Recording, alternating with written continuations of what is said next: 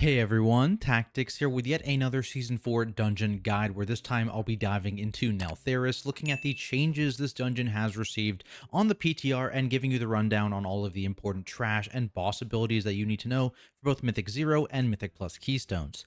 If you're interested in seeing the full list of all the trash abilities or an easy to execute pug-friendly route to start out the season, be sure to check out my ability spreadsheet, my pug-friendly route video, or any of my written guides over on the Method website. All of them will be linked down in the description below. Otherwise, let's start off with a quick note on some of the profession benefits in this dungeon that cooks and blacksmiths can provide, as well as some adjustments to the burning chains. So for players with cooking, shortly after the Chargath boss fight, you'll find a pot that you can interact with if you have at least 25 skill, and this will give you and your allies 3 charges of the Kalashi Goulash buff, allowing you to press an extra action button for a 65% move speed increase that lasts 50 seconds. This speed is lost upon entering combat, but you'll still have any remaining charges, so you can use this whenever you need to run a decent distance in this indoor dungeon.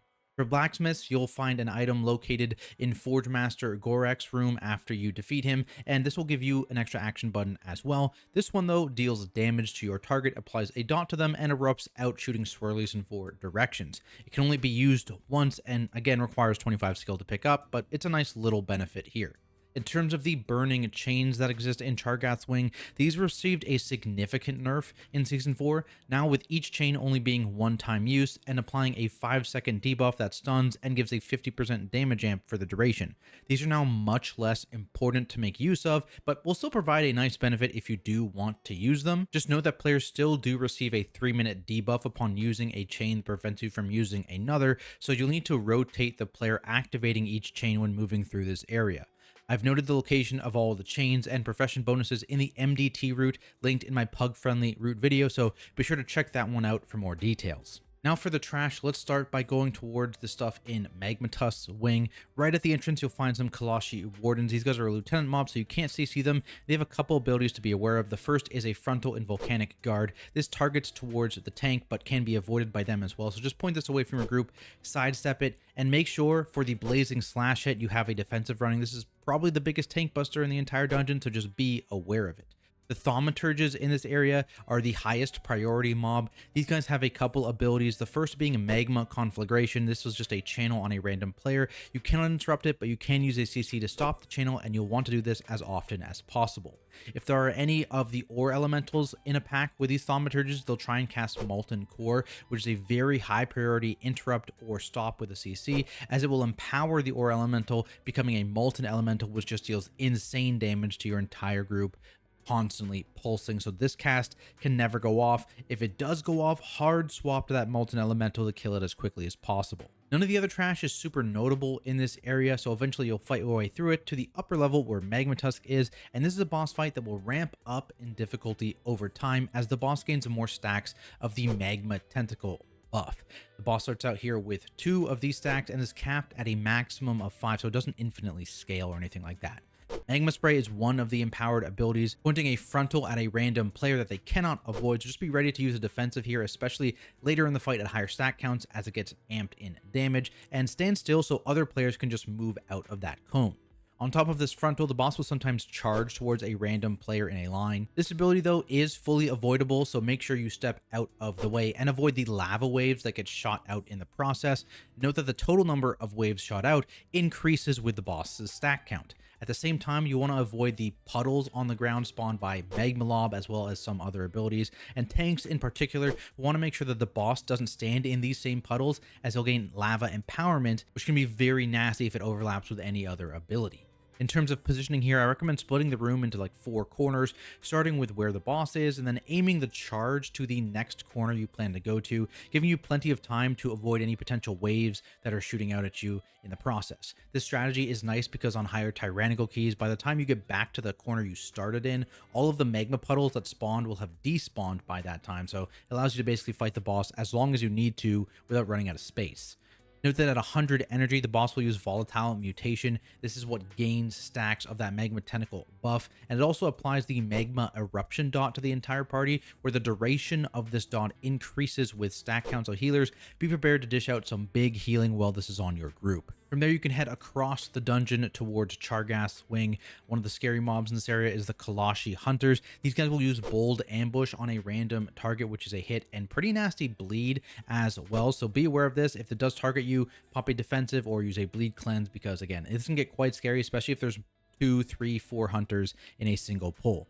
There's more frontals in this area as well with the Kalashi trainee. This again is tank targeted and a channel. So tanks, you can just point it away from your group and step out of it. It's actually not super important to use a CC to stop it because you can kind of completely control it, and it's a relatively small frontal, but you can use a CC to stop it if you want to. Final ability to be aware of is Mending Clay from the Kalashi Bone Tenders. This just heals a random target and is a channel, so you can interrupt it, or again, you can stop it with a CC. Moving through this area will bring you to Chargath, who also has a frontal attack in Magma Wave, which targets a random player. This one, though, can actually be avoided, so be sure to step out of it when it happens. You also occasionally jump to the furthest player and use Dragon Strike on them. The bleed here can be pretty nasty, so try and make sure this always hits someone who has a defensive or bleed cleanse available. The big mechanic for this boss fight is the grounding spears. This targets all 3 DPS players and then tethers them to the ground with a chain that slows them. You want to cross the boss with this chain in order to break that tether, but note that doing so will apply the Slag Eruption dot to your entire group, which does stack, so you don't want to do this all at the same time. I recommend having one player break out as soon as possible, and then the other 2 just make their chains as long as possible so that the tank can walk through their chains, snapping the tether when each debuff expires. At 100 energy, shortly after spawning those spears, the boss will begin to channel Fiery Focus, which is now a pretty significant amount of tank damage, so make sure you do pop a defensive here, and then avoid all the swirlies that spawn from this ability. If the channel does complete, it applies an extremely dangerous, likely lethal dot in Fiery Demise to the entire party, but this can be prevented if all 3 of the DPS tethers have been broken before it completes, as this stuns the boss just like it stuns the trash in the previous area. It also applies a damage amp to the boss in Fetter, so if possible, save any damage you can for this boost. Moving into the upper part of the dungeon, lava flares are deceptively dangerous here. They don't have a lot of health, but they will just spam cast Melt onto random targets and usually come in 2 to 4 in a single pack. So you want to keep as many interrupts on these mobs as possible, especially if they overlap with any of the other random damage instances in this area. It can be quite scary. Kalashi Iron Torches have a couple things to be aware of. Another frontal here in Scorching Breath. Like Magma Fist, this cone isn't super big, but note that this is random target instead of tank targeted, so be aware of where this mob faces and get out of the way using a CC if you really need to stop the channel. Mode of Combustion is their other cast here, which can be interrupted or stopped with a CC, and just applies a dot to a random player that explodes if it lasts the entire duration. This is a magic dot, so healers, if this does go out, just dispel it and prevent that damage from happening.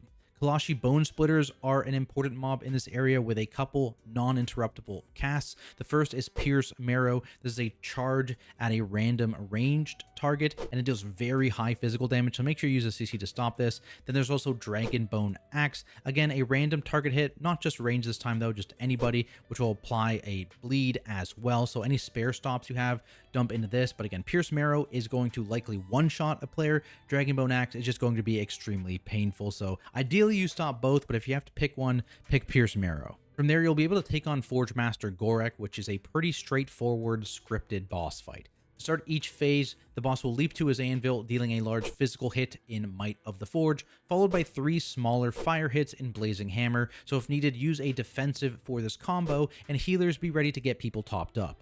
Shortly after this, he'll target 3 players with Blazing Aegis, dealing splash damage around them and shooting out swirlies in 4 directions diagonally out of each player. Note that if the first player targeted by this ability uses a combat drop like Vanish or Shadow Melt, it actually cancels all 3 hits, so it can be really nice to reduce your damage intake. Otherwise, just make sure you're avoiding all those swirlies. For tanks, the boss will do a heated swing combo on you. It knocks you up into the air, then it knocks you away, and then the boss leaps to your position, leaving behind a puddle. Use a defensive for these hits and position yourself such that you get knocked back into a wall. Just be careful though, because the tables can actually cause the boss to evade bug. Once you see the circle appear beneath your feet, you can start moving forward again. Again, be careful not to use things like charges or leaps too early here, as you can end up with a puddle in the middle of the room, which isn't ideal. If you want to conserve space as well, you can actually get continually knocked back into the same spot here, as the puddle isn't really scary for tank players to be in for a few seconds at a time.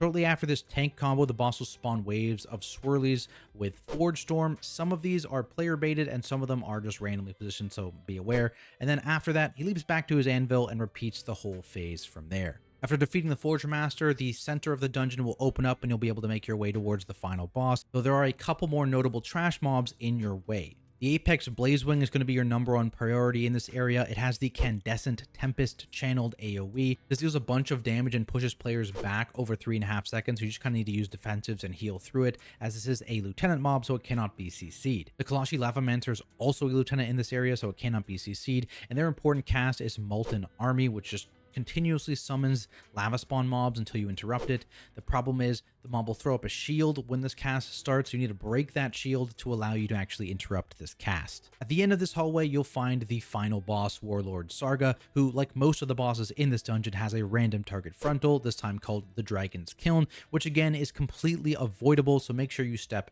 out of it. Molten Gold is the scary hit on this fight, applying to a random player and leaving a nasty dot on them, so make sure to use a defensive if this is on you, and healers show this player some extra love.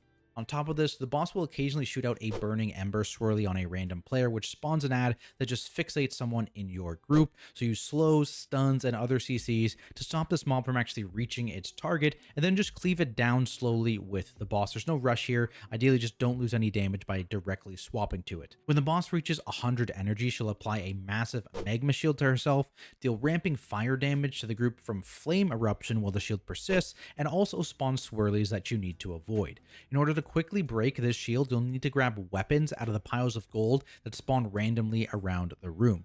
Interacting with them gives you one of 3 potential weapons that deal very high damage to shields, but also applies the Curse of the Dragon Horde to you for 30 seconds, which you can either dispel or just kind of eat the damage, as on its own it's not super dangerous.